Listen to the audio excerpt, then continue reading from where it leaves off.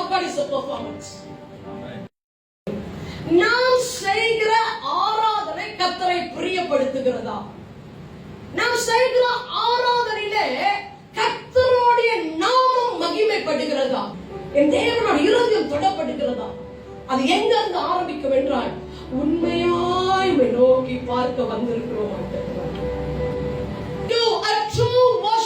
உண்மையாவே ஆராதனை என்றால் நான் வாசிக்கிறது, நான் பாடுகிறதை தவிர்த்து presence of God, தேவ பிரசன்னம் இறங்கி வரணும். தேவ பிள்ளையே, ஆராதனை நடக்கும் போது தேவ பிள்ளையே, என் குரல் பலம் இல்ல, எனக்கு உலகத்துல இருக்கிற ஆயிரக்கணக்கான வேலைப்படுத்த மியூசிக் பொருள் இருக்கிறா, அதை காட்டிலும் என் தேவன் இறங்கி வர வேண்டும். ஹalleluya.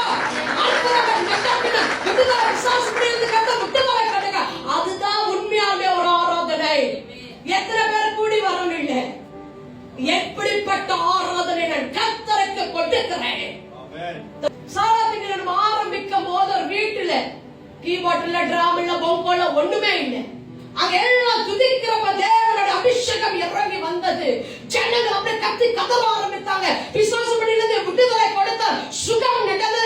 இன்றைக்கு சாராதனை ஆராதனைகள் நடந்து கொண்டிருக்கிறது. ஹalleluya.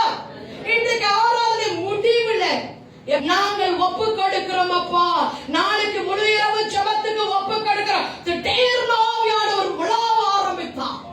டிராம் வாசிக்கல, படபடன்னு வாசிக்கல. We are closing. 14:17 இந்த உலகம் பரிசுத்த ஆவியானவரை அறியல, அதனால எது வேணாலும் பேசுவாங்க. ஆனா நீங்களும் நானும் பரிசுத்த ஆவியானவரை அறிந்த பிள்ளைகள். திடீர்னு ஆவியானவர் இறங்க ஆரம்பித்தார். அங்க ஜனங்கள் கத்தி கதற ஆரம்பித்தார்கள். ஆவியில புத்திக்க முடியல. ஆஷர்கள் அங்க இங்க ஓடி புத்திக்கிறாங்க. என்ன தெரியுங்களா? திடீர்னு the spirit of intercession, பரிந்து பேசுகிற ஆவியானவர் இறங்கினார். ஹalleluya. அங்கங்க முழங்காலில் அழுகுறாங்க, கதறாங்க. மாட்டவரா, that is worship. ஆதிக்கிறவர் ஜீவன் உள்ளது.